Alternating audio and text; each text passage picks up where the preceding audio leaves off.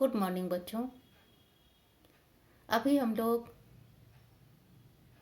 11वीं home science के online class कर रहे हैं।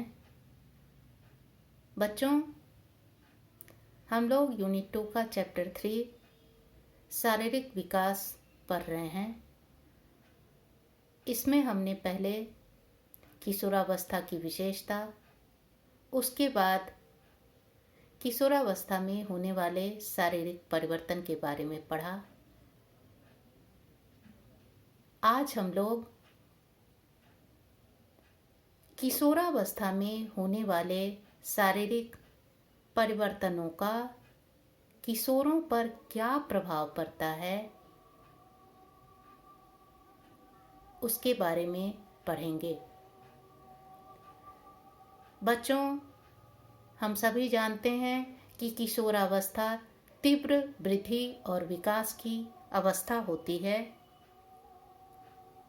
इस अवस्था में किशोर तथा किशोर के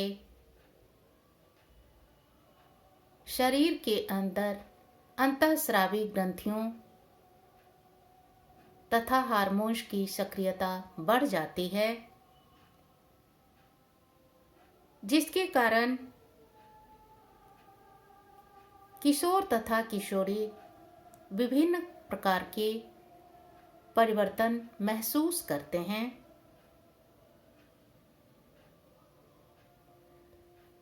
यद्यपि इससे पहले वे बाल्यावस्था में होते हैं और वे मानसिक रूप से इस परिवर्तन के लिए तैयार नहीं होते हैं, इसलिए अपने शरीर के बाहर और अंदर अचानक से होने वाले इतने परिवर्तनों को देखकर वे घबरा जाते हैं, चिंताग्रस्त हो जाते हैं। अपने अंदर तथा बाहर होने वाले इन परिवर्तनों के बारे में वे खुलकर किसी से कह नहीं पाते। इतना ही नहीं, माता पिता की बात तो दूर, वे अपने उम्र के अन्य बालक बालिकाओं जिनमें किसी कारणवश यह परिवर्तन अभी नहीं हुआ है, उनको देखकर भी झेंप जाते हैं। उन्हें यह लगता है कि उनके अन्य साथियों में यह परिवर्तन क्यों नहीं हुआ, यह परिवर्तन उनके शरीर में ही क्यों हो रहा है, इसका उनके शरीर पर क्या प्रभाव पड़ेगा। ऐसी बहुत सी बातों को लेकर वे अंदर ही अंदर मनन चिंतन करते हैं और उसका समाधान ढूंढने का प्रयास करते हैं। जब वे इन समस्याओं का समाधान ढूंढ नहीं पाते तो चिड़चिड़े, चिंताग्रस्त और उद्वेलित हो जाते हैं।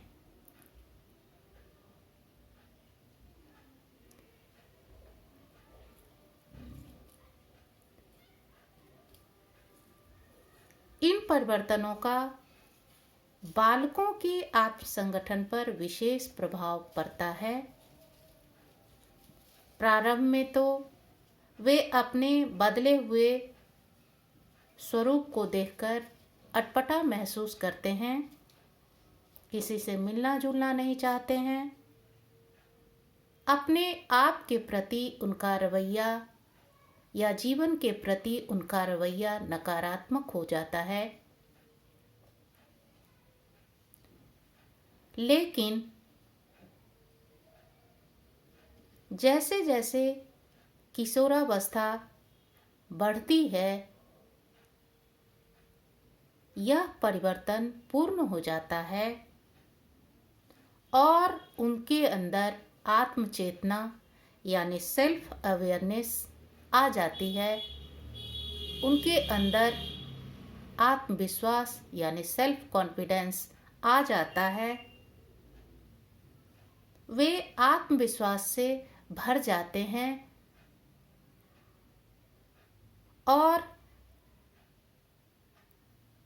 अपने शरीर में होने वाले परिवर्तनों को सहर्ष स्वीकार कर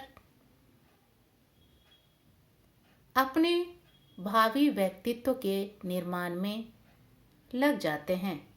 उनके अंदर अच्छी आदतों, अच्छे गुणों, अच्छे संस्कार का निर्माण होने लगता है। किशोरावस्था के आरंभ में किशोरियों की स्थिति बहुत ही कष्टप्रद होती है, क्योंकि इस अवस्था में उनके शरीर में कुछ ऐसे परिवर्तन होते हैं जिसके कारण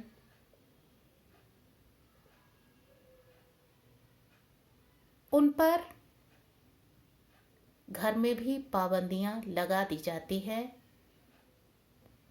उनके मासिक धर्म की शुरुआत हो जाती है, उनके वक्षस्थलों का उभार हो जाता है। किसी किसी किशोरी के लिए मासिक धर्म की शुरुआत बहुत ही कष्टप्रद होती है। माता पिता की तरफ से ऐसा कहा जाता है कि अब तुम बड़ी हो गई, तुम्हें बाहर घूमना फिरना नहीं है या लड़कों से मिलना जुलना नहीं है, जबकि इसी तरह की कोई पाबंदी उसके उम्र के लड़कों पर नहीं लगाई जाती है। इस दोहरे व्यवहार के कारण किशोरियां अंतर्मुखी हो जाती है और कभी कभी माता पिता के दोहरे व्यवहार और आचरण के कारण विद्रोही भी हो जाती हैं। अपने शारीरिक परिवर्तनों के कारण उनके अंदर भी एक हीन भावना आ जाती है कि अचानक से उनके शरीर में ये क्या हो गया, क्यों माता पिता उनके साथ ऐसा व्यवहार कर रहे हैं। इन सारी बातों को लेकर एक किशोरी में भी जीवन के प्रति नकारात्मक सोच का निर्माण होने लगता है। लेकिन जैसे जैसे एक किशोरी भी किशोरावस्था में आगे बढ़ती है, उसके अंदर भी आत्मविश्वास आता है और वह अपने शरीर में होने वाले परिवर्तनों को स्वीकार करने लगती है। इतना ही नहीं, वह अपने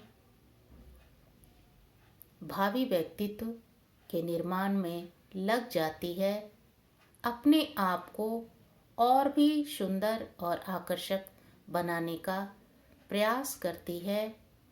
उसके अंदर भी अच्छे गुण, अच्छे आचरण, अच्छे व्यवहार आ जाते हैं। इस प्रकार हम देखते हैं कि प्रारंभ में तो किशोर तथा किशोरी अपने शरीर में होने वाले परिवर्तनों को सहज स्वीकार नहीं कर पाते हैं। उन परिवर्तनों के कारण वे अपने आप को बहुत अधिक समस्याग्रस्त पाते हैं। लेकिन जैसे जैसे किशोरावस्था आगे बढ़ती है, परिवर्तन का क्रम भी धीमा होता है और अंत में यह परिवर्तन पूर्णता को प्राप्त करता है। किशोर तथा किशोरी भी इन परिवर्तनों को स्वीकार करने की स्थिति में आ जाते हैं। उनका खोया हुआ आत्मविश्वास, आत्मचिंतन, आत्मसम्मान, आत्मचेतना वापस आता है। वे अपने भावी व्यक्तित्व के निर्माण में लग जाते हैं। धन्यवाद।